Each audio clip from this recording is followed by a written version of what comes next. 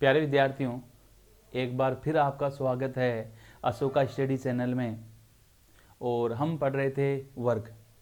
Part 1 हमने पढ़ लिया था, पार्ट 2 भी हमने पढ़ लिया था। आज हम पढ़ रहे हैं पार्ट 3। और आज पार्ट 3 में स्पेशल है क्या? पार्ट 3 में है अंतःवर्त वाले प्रश्न। यानी कि एक आपको वर्ग देगा और एक वर्ग के अंदर एक वर्त बनाएगा बड़े से बड़ा, जैसे कि। और इस प्रकार के सारे प्रश्न आज हम इसमें हल करेंगे। और एक ही प्रकार के प्रश्न देखेंगे जिसमें अंदर की ओर एक वर्त बनाया गया है, जैसे कि एक वर्ग जिसकी चारों भुजाएं क्या होती हैं? समान। इसकी सभी जो साइड्स होती हैं वो इक्वल होती हैं, और इसके अंदर एक बड़े से बड़ा वर्त बनाया गया है,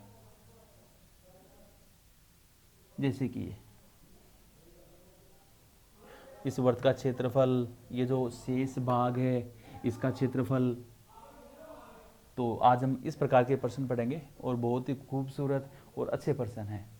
तो सबसे पहले मैं आपको बता दूं कि ये जो हमारा वर्ग होता है, इसका ये जो अंदर का जो एरिया होता है, ये जो भाग होता है, ये क्षेत्रफल कहलाता है। और क्षेत्रफल होता है हमारा भुजा स्क्वायर, यानी कि भुजा गुणा भुजा।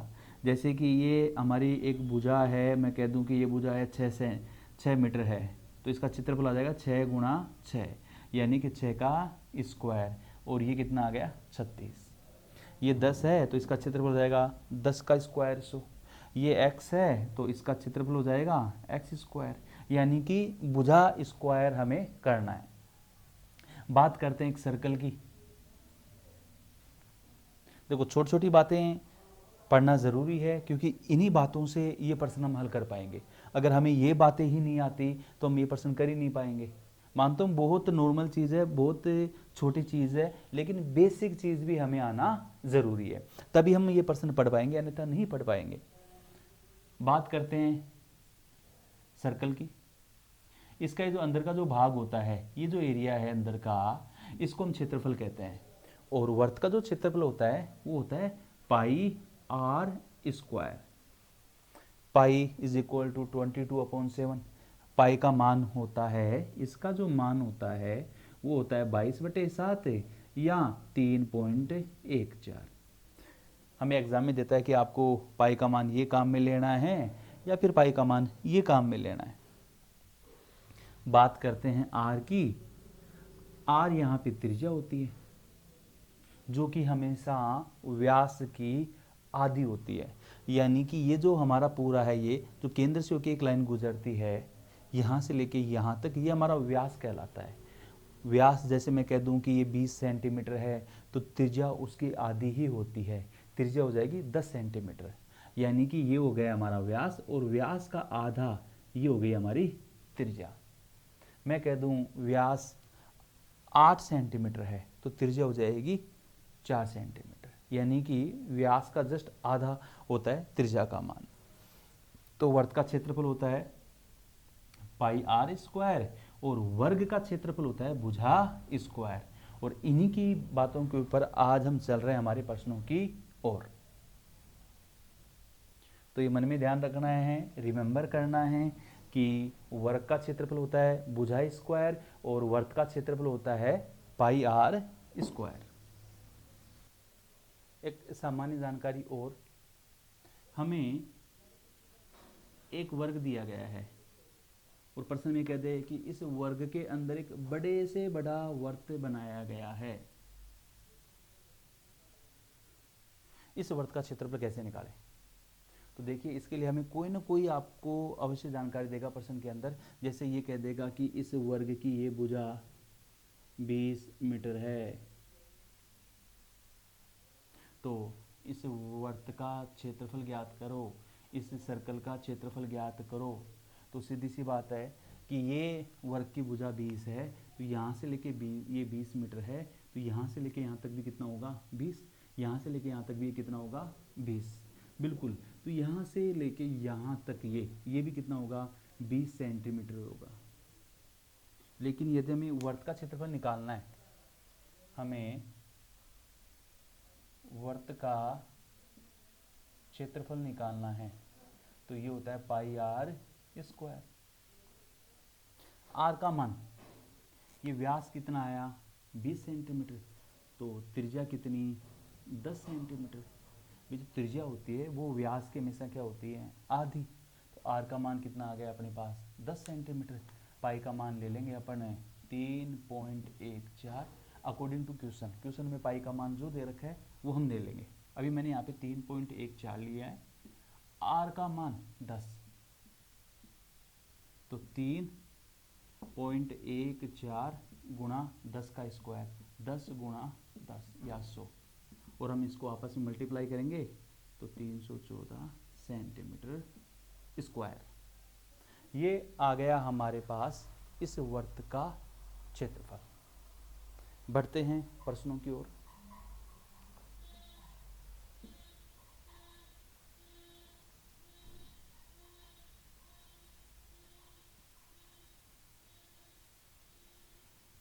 प्रश्न है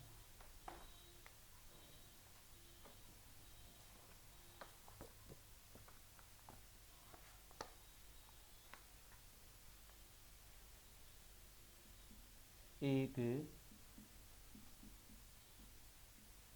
वर्ग की भुजा 14 सेमी है। इसके अंदर बड़े से बड़ा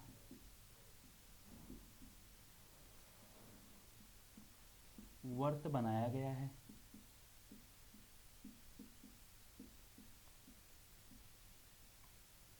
इसके अंदर एक बड़े से बड़ा वर्त बनाया गया है।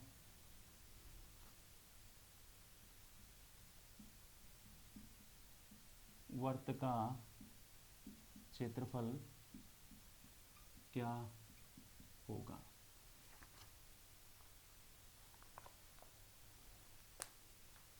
तो देखिए सिंपल प्रश्न है, बिल्कुल आसान प्रश्न है। एक वर्ग की भुजा, मैं डायग्राम यहाँ बना लेता हूँ। एक वर्ग की भुजा यानी यहाँ से लेके यहाँ तक ये 14 सेंटीमीटर है। इसके अंदर बड़े से बड़ा एक लार्ज साइज का वर्त बनाया गया है। ये इस वर्त का क्षेत्रफल, तो सीधी सी बात है हमें इसकी त्रिज्या चाहिए। यहाँ से लेके यहाँ तक 14 सेमी है, तो यहाँ से लेके यहाँ तक ये भी कितनी होगी 14 सेमी। और ये जो है ये हमारे वर्त का क्या होगा व्यास, और हमें क्या चाहिए इसकी त्रिज्या। तो r बराबर कितना 7।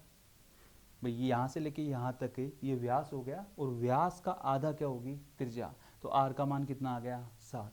तो इस वर्त का क्षेत्रफल हम कैसे निकालेंगे। वर्त का क्षेत्रफल होता है पाई आर स्क्वायर। वर्त का क्षेत्रफल पाई आर स्क्वायर। पाई का मान 22/7, आर का मान 7 का स्क्वायर, तो 22/7, 7 गुणा 7, ये आ गया 154 वर्ग सेमी। तो ये प्रश्न तो क्लियर हो गया। मैं इसके अंदर आपको और भी बातें बता देता हूँ। यदि हमें इसका वर्ग का, जहाँ पर मैं पेन चला रहा हूँ ध्यान से देखिए, यदि इस वर्ग का क्षेत्रफल निकालना होता तो हमें कुछ करना ही नहीं होता। हमें केवल भुजा स्क्वायर, इस 14 का स्क्वायर 196। तो अगर हमें इस वर्ग का क्षेत्रफल निकालना है तो वर्ग का क्षेत्रफल होगा भुजा स्क्वायर। तो वर्ग का क्षेत्रफल भुजा स्क्वायर यानी 14 का स्क्वायर, ये आ गया 196 वर्ग सेमी। यानी एक ही प्रश्न में आगे का प्रश्न करवा रहा हूँ कि इसमें अगर ये पूछता वर्ग का क्षेत्रफल तो वर्ग का क्षेत्रफल ही आ गया। सपोज कीजिए इसके अंदर वर्ग का क्षेत्रफल पूछ ले तो ये, लेकिन मैक्सिमम एग्जाम में क्या पूछता है छायांकित भाग का क्षेत्रफल, या यहाँ पे कुछ डार्क पोर्शन कर देगा और इसका क्षेत्रफल पूछेगा।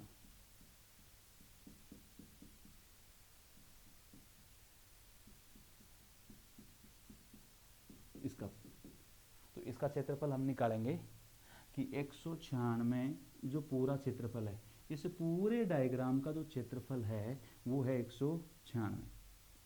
इसमें से इस वर्त का क्षेत्रफल जो हमारे पास है 154, इसको घटा देंगे और हमारे पास छायांकित भाग का क्षेत्रफल आ जाएगा। 196 से हम 154 कम कर देंगे। 6 में से 4 कम किया 2, 9 में से 5 कम किया 4, 42 वर्ग सेमी।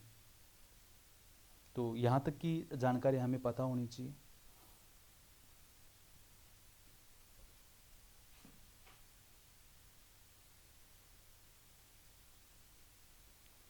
जल्दी से इसे नोट कर लीजिए।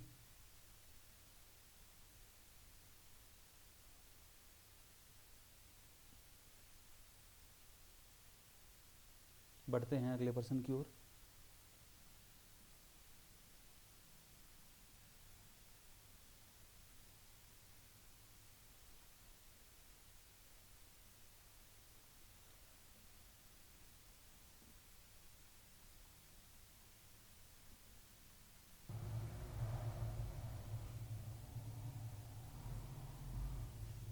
नीचे दी गई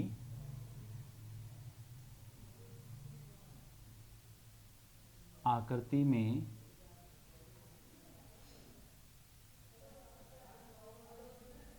छायांकित जो शेडेड पोर्शन है भाग का क्षेत्रफल क्या होगा। एक नीचे आकृति दे रखी है,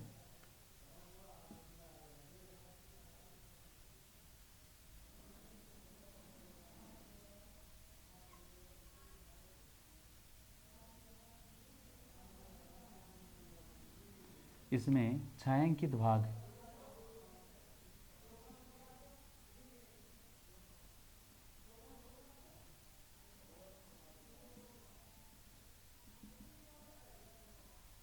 इसका क्षेत्रफल।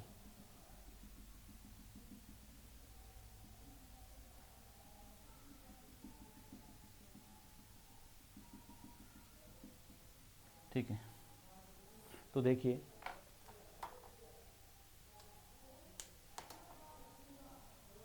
और इसके अंदर हमें एक मान दे रखा है कि ये जैसे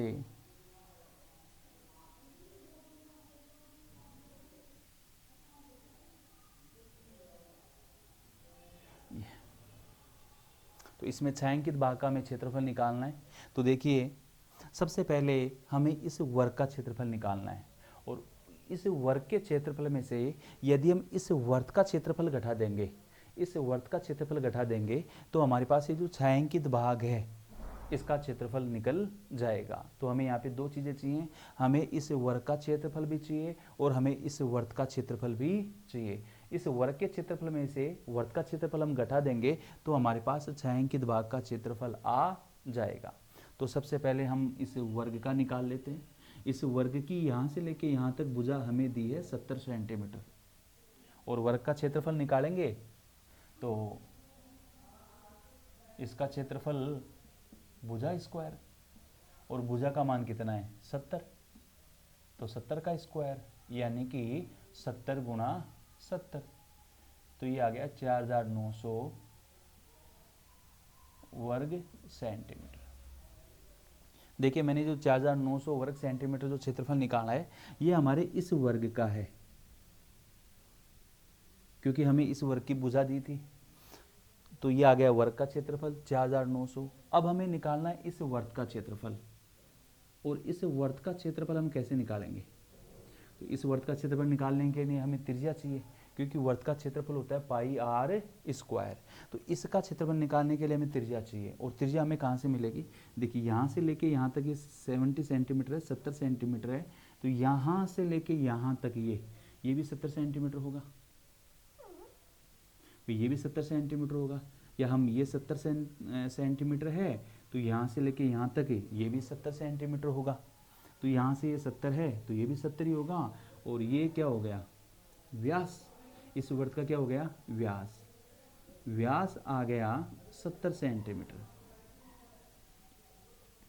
हमें निकालनी है त्रिज्या। तो मैंने बताया था आपको अभी कि त्रिज्या हमेशा व्यास की क्या होती है आधी, तो 70 का आधा कितना आ गया 35। यानी कि मैं कह सकता हूं त्रिज्या व्यास बटा 2, यानी कि 70/2, और ये आ जाएगा 35 सेंटीमीटर। अब हमारे पास त्रिज्या 35 आ गई, तो हम इस वर्त का क्षेत्रफल निकाल लेंगे, और वर्त का क्षेत्रफल निकालेंगे पाई आर स्क्वायर, इस सर्कल का क्षेत्रफल, इसका क्षेत्रफल है पाई आर स्क्वायर, यानी कि वर्त का क्षेत्रफल। पाई का मान 22/7 रख लेंगे, 22/7, और आर का मान हम रखेंगे 35, 35 का स्क्वायर, 35 गुणा 35, 7 से 35 काटा 5 बार, 22 को और 5 को और 35 को गुणा किया, 22 पंजे 110, और 110 को हम 35 से गुणा करेंगे तो ये आ जाएगा 3850। यानी कि देखो किसी भी संख्या को यदि 11 से गुणा करना होता है, देखिए जैसे मैंने ये 35 को 110 से गुणा कैसे किया है, जैसे सपोज करो 11 को गुणा करना है 21 से, यानी 11 को किसी भी संख्या से गुणा करना है, तो देखो यहाँ पे 21 को ऐसे कैसे लिख लो, ठीक है, 2 और 1 3, 2 को और 1 को जोड़ दो 3, तो ये आ गया 231। जैसे ये केवल नियम 11 के लिए लागू होता है, जैसे 11 को गुणा करना है 15 से, तो देखो 15 को ऐसे कैसे लिख लो, 11 से गुणा करना है तो 5 और 1 6, दोनों को ऐड करके लिख दो। ऐसे ही मैंने इसको गुणा किया है, 35 को गुणा करना है 11 से, तो मैंने 35 को ऐसे कैसे लिख लिया, 5 और 3 8। इससे क्या है, कई बार कैलकुलेशन हमारी इजी हो जाती है, और हमारा जो आंसर होता है फास्ट आ जाता है। यहाँ पे 1 0 है, 1 0, ये आ गया 3850। ये 3850 वर्ग सेंटीमीटर जो हमारा क्षेत्रफल आया है, ये क्षेत्रफल हमारा है वर्त का। तो छायांकित भाग का क्षेत्रफल कैसे निकालेंगे, इस पूरे क्षेत्रफल में से हम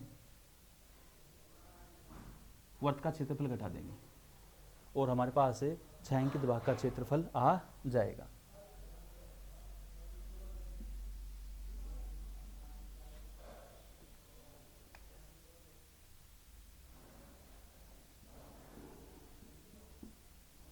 छायांकित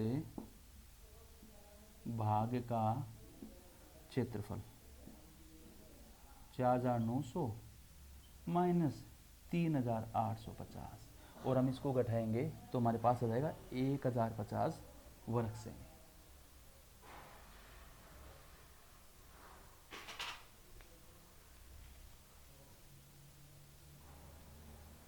एक वर्ग है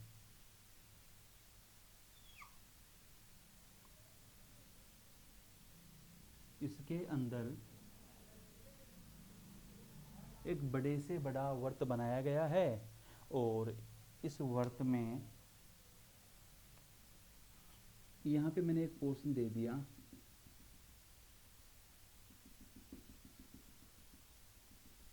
केवल इस छायांकित भाग का क्षेत्रफल ज्ञात हमें करना है, और यहाँ पे हमें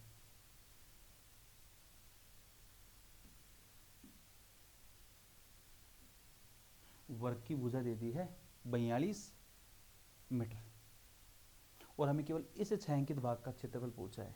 तो सबसे पहले हम जो क्षेत्रफल निकालेंगे वो पहले इस पूरे वर्ग का क्षेत्रफल निकालेंगे, और उसका क्षेत्रफल निकालने के बाद हम निकालेंगे इस वर्त का क्षेत्रफल निकालेंगे, और इस वर्त के क्षेत्रफल में से, इस पूरे क्षेत्रफल में से इस वर्त का क्षेत्रफल हम घटा देंगे, तो हमें जो प्राप्त होगा वो प्राप्त होगा 1 2 3 4, इन 4 पोर्शनों का हमें क्षेत्रफल प्राप्त होगा। लेकिन इन 4 जो पोर्शन है, ये 4 जो भाग हैं, हमें इनका क्षेत्रफल नहीं पूछा है, हमसे पूछा गया केवल इस भाग का क्षेत्रफल, और इस भाग का क्षेत्रफल जो हम निकालेंगे वो इन 4 का जो क्षेत्रफल आएगा उसका हम कर देंगे 1/4, यानी 1/4 क्षेत्रफल हमें निकालना है।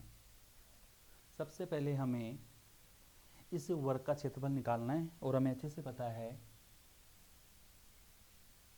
कि वर्ग का क्षेत्रफल भुजा स्क्वायर यानी कि 42 का स्क्वायर। 42 को 42 से गुणा करेंगे तो ये आ जाएगा 1764 वर्ग मीटर। ठीक है, आगे बढ़ते हैं हम इसके अंदर। ये हमारे पास व्यास है, ये हमारे पास जो व्यास है ये कितना है 42 है और हमें यहाँ पे चाहिए इसकी त्रिज्या, तो 42 का आधा 21। वर्त का क्षेत्रफल निकाल लेते हैं। वर्त का क्षेत्रफल पाई आर स्क्वायर, पाई का मान 22/7 और आर का मान 21 गुणा 21, तो ये आ जाएगा 7×3=21। जब 22 को 21 को और 3 को गुणा करेंगे तो ये आ जाएगा 1386 वर्ग मीटर। हमें सबसे पहले हमारे पास जो आएगा ये इस 1, ये 2, ये 3 और ये इस 4, इन 4 पोर्शन का हमारे पास सबसे पहले क्षेत्रफल आएगा। और वो क्षेत्रफल कैसे आएगा, जब पूरे वर्ग के क्षेत्रफल में से हम वर्त का क्षेत्रफल घटा देंगे तो हमारे पास इन 4 जो टुकड़े हैं, ये 4 जो साइड में पोर्शन है, इनका क्षेत्रफल आ जाएगा।